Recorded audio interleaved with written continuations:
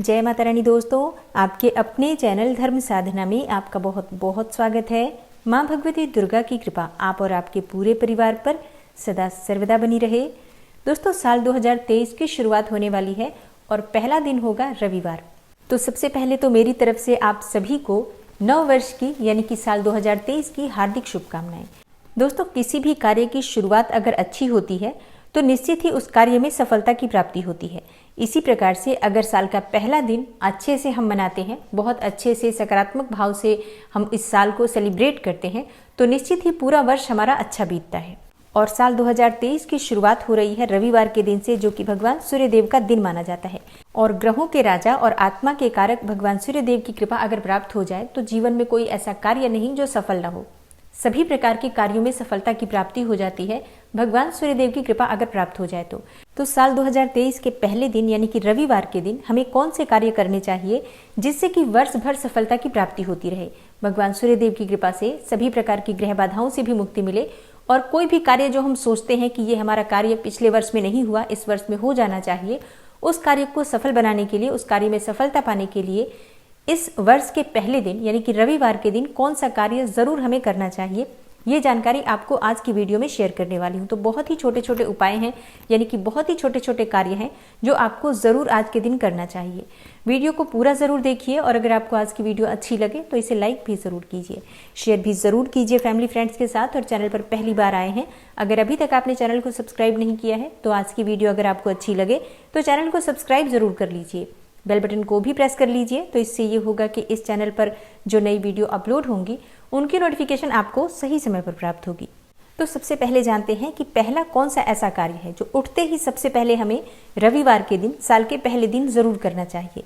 देखिए, अगर आप जीवन में सफलता पाना चाहते हैं, अपने कार्यों में सफलता पाना चाहते हैं, कोई भी आपकी ऐसी मनोकामना है जो पिछले वर्ष में बहुत प्रयास के बाद भी अधूरी रह गई, तो आज के दिन सूर्य निकलने से पहले, सूर्योदय से पहले उठ जाइए और इसके बाद आपके घर में जहां से भी सूर्यदेव दिखाई देते हो ऐसे स्थान पर खड़े होकर भगवान सूर्यदेव के दर्शन कीजिए। उगते हुए सूर्यदेव के दर्शन कीजिए, जैसे कि बादलों में से जब सूर्यदेव की लालिमा निकलती है, भगवान सूर्यदेव की उस लालिमा के दर्शन कीजिए। बादलों से निकलते हुए, उगते हुए सूर्यदेव के दर्शन करके और आपके मन में जो भी कामना है, जो भी आपने पिछले वर्ष में ऐसा सोचा था कि हो जाना चाहिए लेकिन नहीं हो पाया है और इस साल में आप चाहते हैं कि वो आपकी मनोकामना पूरी हो जाए, तो इसके लिए भगवान सूर्यदेव के दर्शन करके और अपने दोनों हाथ जोड़कर उन्हें प्रणाम करके अपने मन की जो कामना है भगवान सूर्यदेव को देखते हुए कहिए। बोलकर भी कह सकते हैं, चाहे तो मन ही मन अपने मन की कामना बोल सकते हैं और भगवान सूर्यदेव को देखकर प्रार्थना कीजिए कि हे सूर्यदेव, इस साल मैं पूरा प्रयास करूंगा या करूंगी कि ये मेरी मनोकामना पूर्ण हो, आप मेरी मदद कीजिए। इस प्रकार से जब हम भगवान सूर्यदेव को देखकर कोई संकल्प लेते हैं तो निश्चित ही हमारी मनोकामना पूर्ण होती है।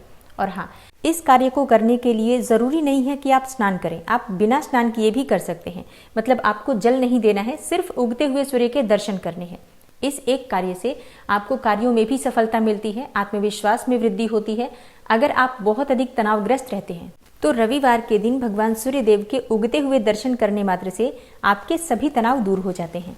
और ये उपाय आप स्नान करके भी कर सकते हैं, बिना स्नान किए भी कर सकते हैं। लेकिन जो भक्त सुबह स्नान कर लेते हैं वो भगवान सूर्यदेव के दर्शन करते हुए उन्हें जल भी अर्पित कर सकते हैं। और अगर आप आर्थिक तंगी से बहुत अधिक परेशान हैं, जीवन में बहुत अधिक समस्याएं बनी हुई हैं, धन को लेकर व्यापार नहीं चल रहा है या फिर व्यापार में बहुत अधिक घाटा हो रहा है, नौकरी में काफी समस्याएं आ रही हैं, नौकरी मिलने में परेशानी है या फिर नौकरी लग गई है, तो वहां आप राजनीति के शिकार हो रहे हैं। अगर इस प्रकार की समस्या आपके जीवन में है, आर्थिक तंगी किसी भी प्रकार की आपके जीवन में है, तो आज के दिन आपको गेहूं और गुड़ का दान करना चाहिए। अब कितनी संख्या में गेहूं और गुड़ का दान करें, तो देखिए, ये तो पूरी तरह से आपकी अपनी इच्छा पर निर्भर करता है। लेकिन जब भी हम दान करते हैं तो किसी की आवश्यकता का, उसकी जरूरत का ध्यान करते हुए ही दान करना चाहिए। अगर आप गेहूं का दान कर रहे हैं तो कम से कम 5 किलो या 10 किलो तक गेहूं ले लीजिए और इसमें आप 1 किलो गुड़ डाल लीजिए और इस गुड़ और गेहूं को आप किसी जरूरतमंद को, जिन्हें सच में भोजन की आवश्यकता है, ऐसे व्यक्ति को दान कीजिए।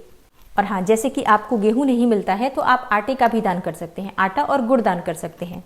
और हाँ, आप चाहें तो थोड़ी संख्या में रोटियां बना लीजिए, जैसे कि थोड़ी अधिक मात्रा में रोटियां बना लीजिए और उसमें घी लगाकर, घी इसलिए बोल रही हूँ क्योंकि रूखी सूखी रोटियां किसी को भी नहीं देनी चाहिए, तो थोड़ा सा शुद्ध घी लगा दीजिए और इसमें आपको थोड़ा सा गुड़ रख लेना है और किसी गौशाला में आप ये सभी रोटियां दान कर सकते हैं, या घर के आसपास गाय है तो गाय को खिला सकते हैं अपने हाथों से। तो ये कार्य आप जरूर कर लीजिए, चाहे आप गेहूं और गुड़ का दान कर दीजिए, या फिर आप आटा और गुड़ का दान कर दीजिए, या फिर आप गाय के निमित्त गुड़ और रोटी का दान कर सकते हैं, गुड़ और रोटी गाय को खिला सकते हैं। साल का पहला दिन है, दान आवश्यक है, तो आपको जैसे भी सुविधा हो कुछ न कुछ दान जरूर कीजिए। और साल का पहला दिन है तो बहुत आवश्यक है कि घर से नकारात्मक ऊर्जा दूर हो, घर में सकारात्मक ऊर्जा का वास बना रहे, जिससे कि आने वाला वर्ष बहुत ही अच्छा हो। तो इसके लिए आज आपको थोड़े से जल में थोड़ा सा गुलाब जल मिला लेना है और इसमें आपको चुटकी भर हल्दी लेनी है, पिसी हुई हल्दी। और अगर आपके पास तुलसी के पत्ते हो तो 2-4 तुलसी के पत्ते भी इसमें डाल सकते हैं। और इस जल से आपको अपने पूरे घर में छिड़काव करना है। घर की रसोई से शुरू कीजिए और घर की रसोई से लेकर हर कमरे में, जितने भी आपके घर में कमरे हैं सभी कमरों में, बच्चों की जो बुक सेल्फ होती है बुक सेल्फ में आप कर सकते हैं, घर की तिजोरी है तो उस तिजोरी में भी आप इस जल का छिड़काव कर सकते हैं। इसके अलावा बालकनी में, छत में और बाहर मुख्य द्वार पर हर तरफ इस जल का छिड़काव कीजिए। और हाँ, जैसे कि अगर आपके पास दुकान है या कहीं व्यापार करते हैं तो व्यापारिक स्थल पर भी इसी प्रकार से आप इस जल को ले जाकर और पूरे स्थल पर आप छिड़काव कर सकते हैं। इससे किसी भी प्रकार की नकारात्मक ऊर्जा का प्रवेश नहीं होगा और हमेशा एक सकारात्मक ऊर्जा बनी रहेगी। इस उपाय को करने से आपके घर में आर्थिक स्थिति भी ठीक होती है, घर से कलह क्लेश भी दूर होता है। बीमारियां हैं अगर घर में कोई ना कोई बीमार हमेशा रहता है तो इस जल के छिड़काव से रोग व्याधियों से मुक्ति मिलती है। और हाँ, इस जल के छिड़काव से स्थिर लक्ष्मी का वास आपके घर में होता है। आपके व्यापार में, नौकरी में, हर तरफ आपको तरक्की मिलती है। तो ये बहुत ही आसान चीज है, आप बनाकर रख सकते हैं, चाहे तो प्रतिदिन इसका प्रयोग कर सकते हैं। और हाँ, आप चाहें तो किसी स्प्रे बॉटल में भरकर रख सकते हैं और प्रतिदिन इसी से आप अपने घर में छिड़काव कर सकते हैं, क्योंकि स्प्रे बॉटल से छिड़काव करना भी आसान हो जाता है। और अब बात करें साल के पहले दिन के सबसे जरूरी कार्य की। देखिए, साल का पहला दिन है तो मुंह मीठा करना तो बनता ही है। आप मीठा लेकर भी आएंगे अपने घर में, बनाएंगे भी, लेकिन साल के पहले रविवार को मीठे में अगर आप गुड़ का प्रयोग करते हैं तो ये ज्यादा श्रेष्ठ होगा।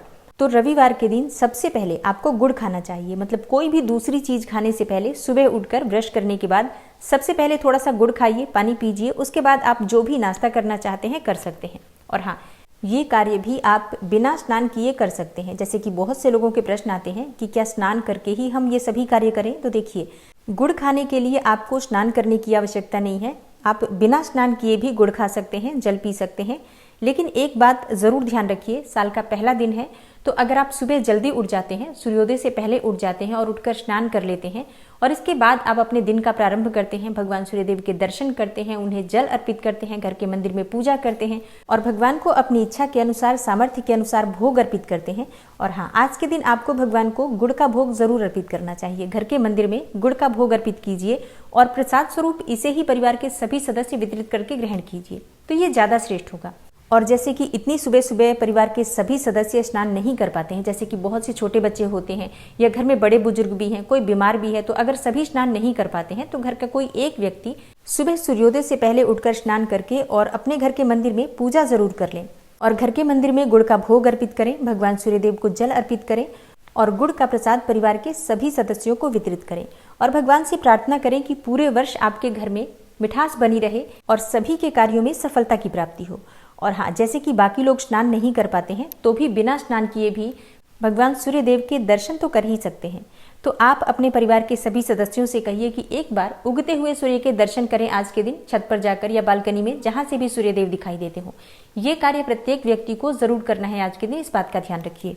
तो साल के पहले रविवार को जो 5 कार्य आपको करने हैं, उगते हुए सूर्य के दर्शन करने हैं, सबसे पहले गुड़ खाना है, भगवान को गुड़ का भोग लगाना है, गेहूं और गुड़ किसी जरूरतमंद को दान करना है या फिर गाय को गुड़ रोटी देना है और जो जल मैंने आपको बताया उस जल को बनाकर पूरे घर में आपको जल का छिड़काव करना है। ये कार्य कर लीजिए, आने वाला वर्ष निश्चित ही आपका बहुत अच्छा होगा। आप सभी को मेरी तरफ से फिर से एक बार नव वर्ष की हार्दिक शुभकामनाएं। सबका आने वाला साल बहुत मंगलमय हो, जो भी आपकी इच्छाएं हो सभी भगवान सूर्यदेव की कृपा से इस वर्ष में जरूर पूर्ण हो। मिलती हूं मैं आपसे अगली वीडियो में, तब तक के लिए नमस्कार।